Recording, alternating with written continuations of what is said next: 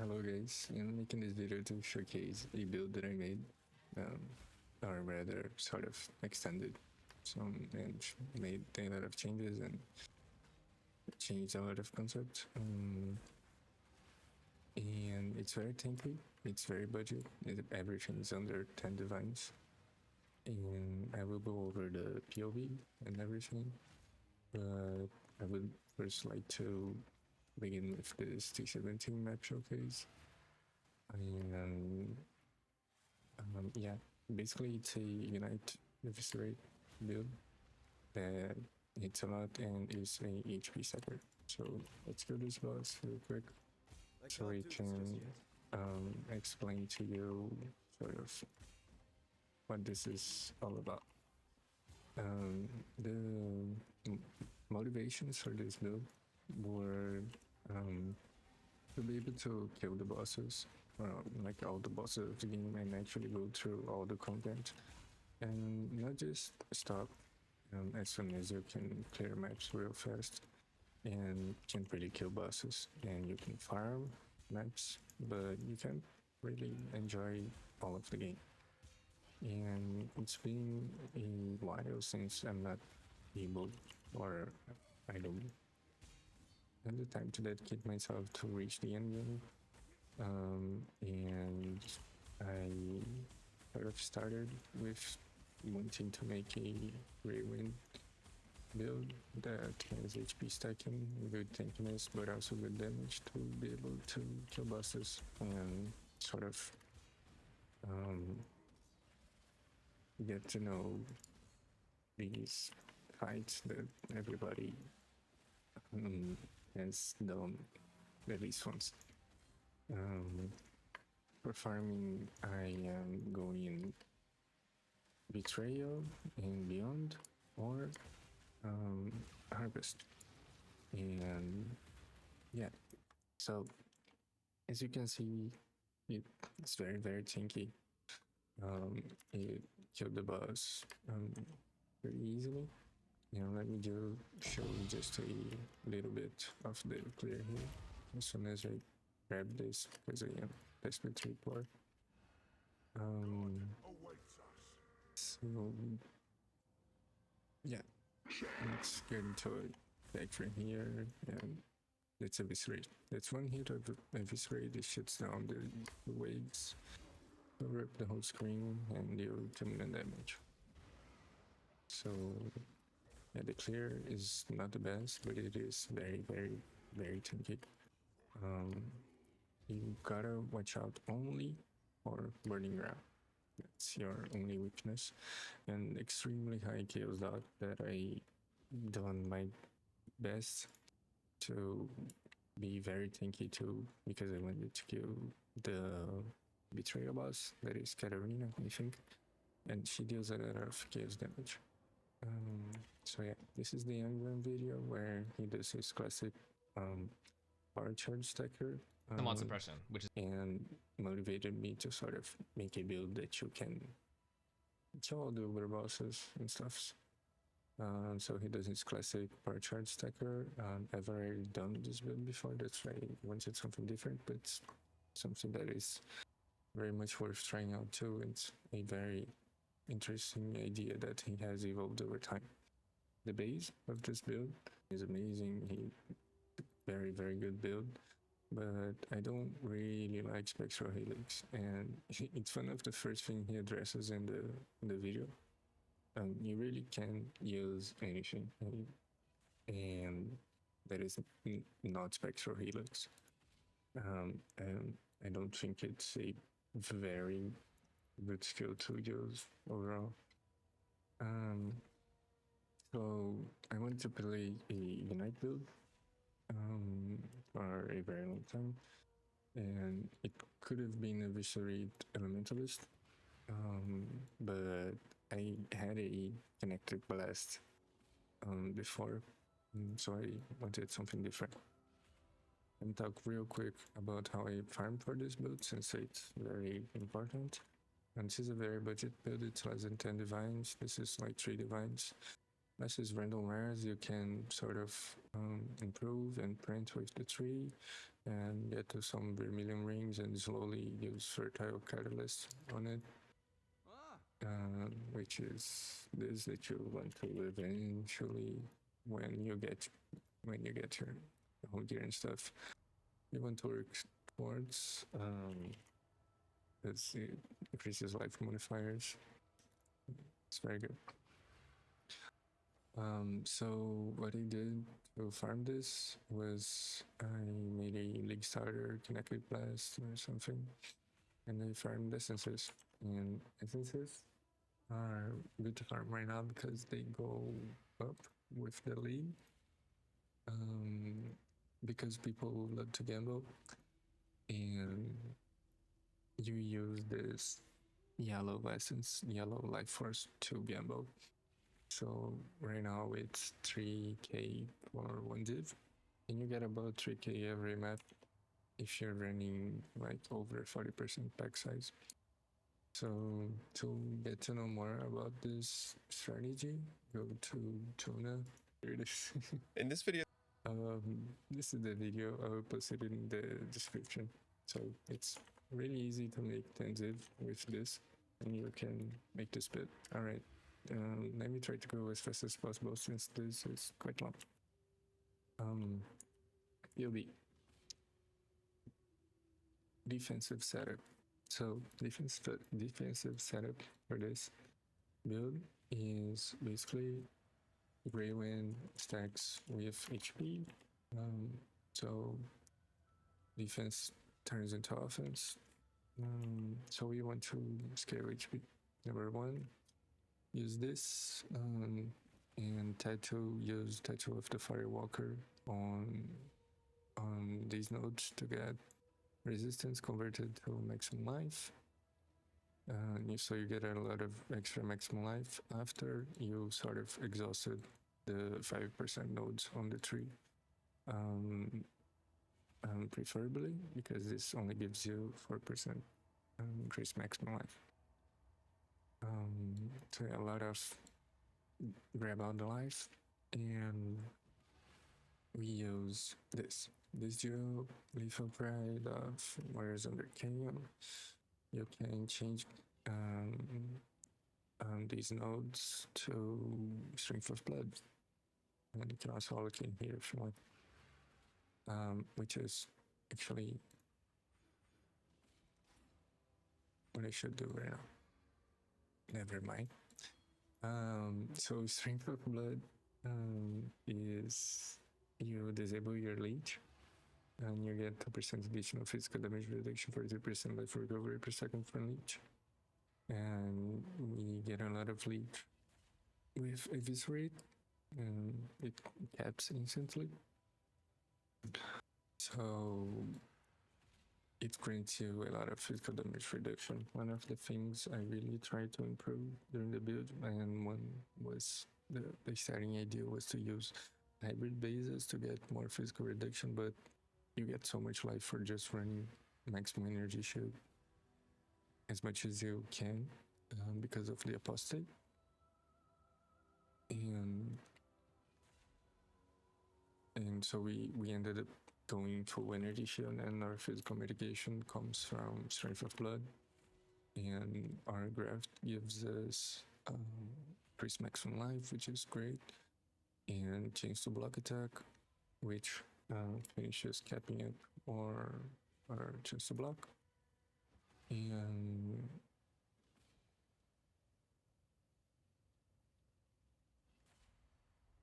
I completely spaced out. And the graft also gives us endurance charges. So we have 4 maximum endurance charges. Each endurance charge grants 4% physical reduction and 4% elemental reduction for a total of 16%. So that's already a very solid physical damage reduction. And we have, on top of that, of course, block. That works for most physical damage. We are immune to corrupted blood and bleeding and poison and elemental elements because of purity of elements that's hooked up in Eternal Blessing here that we can use because of Blood Magic. Alright. So the final layer of mitigation is Petrified Blood. Petrified Blood is a sort of complex skill, but basically it increases your effective HP, which is like sort of the damage you can take from a hit, the maximum damage, and it gets mitigated. 40% of it gets mitigated over time, and so we will be sort of having a degen here after we take hits. We make up for it with Defiance of Destiny, with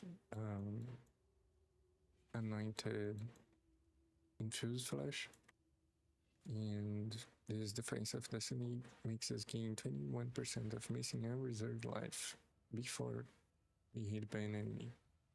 So it has this really weird interaction with Petrified Blood that you like go really, really low HP, and now that you mostly will be dying to degen. If you ever die, it has to have some degen component to it.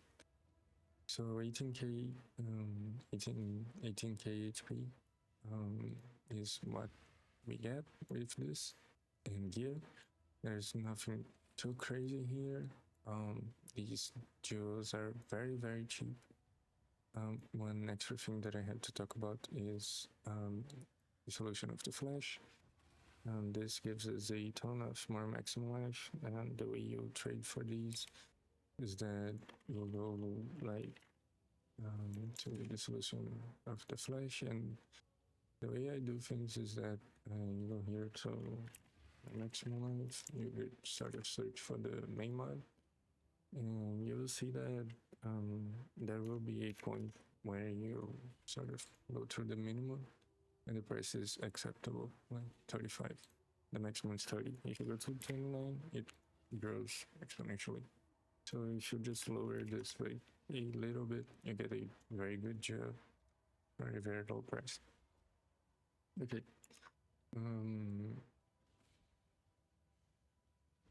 Yeah, we also have Unwavering Instance for Cannot Be Stunned. That also covers block recovery, so you don't have to use Immortal Force. Because stun and block recovery are essentially the same thing. We are a Gladiator because we are using Eviscerate, that is a retaliation skill, and this node is pretty useful and helps us sustain a lot. Our retaliation skills, and Lucky Chance to Block is broken. We use this bloodline that gives us life, which is great. And we go other rosary appendages that gives more physical damage reduction and fire damage reduction. Because we are also using Heart of Flame. Okay, the last sustain mechanic is this.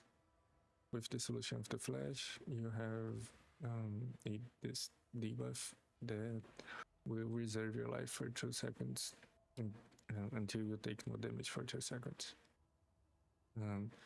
Since it's a debuff, we can use Rune Grift of the Warp to make debuffs expire 30% faster, making this go down by 0.6 seconds.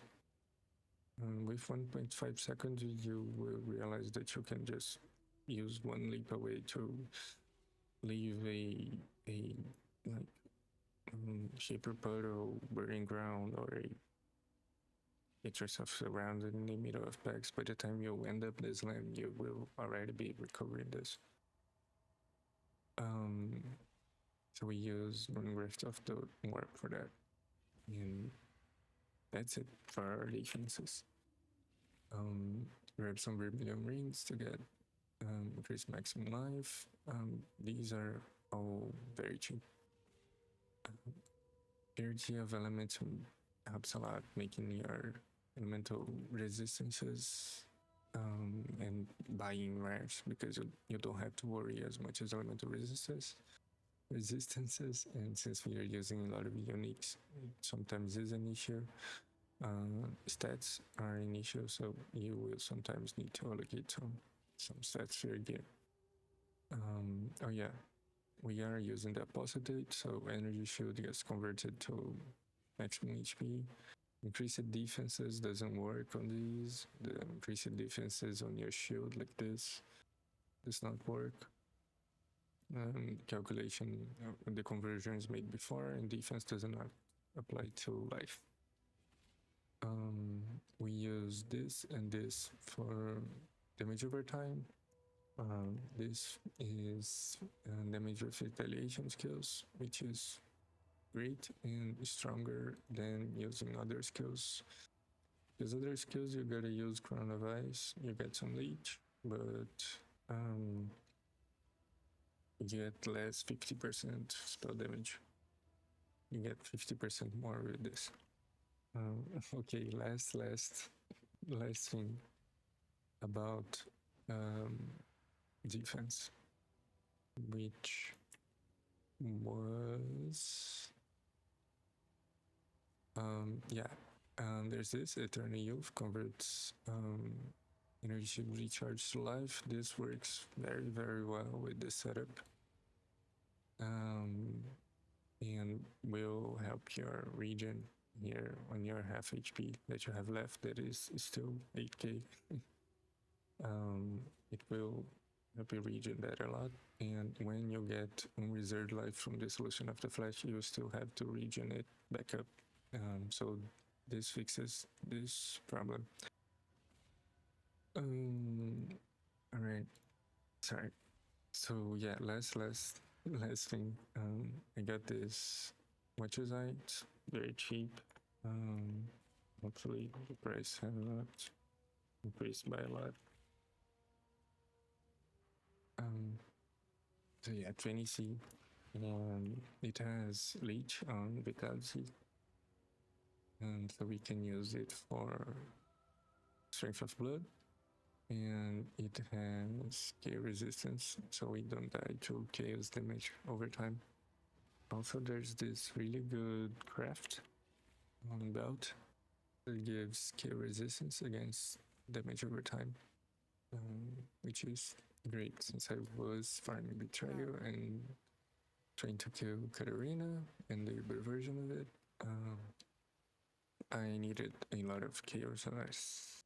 Okay, that's it for defense. Now let's go over attack as fast as possible. So we need to sustain our retaliation skill first of all, and so we use this. This.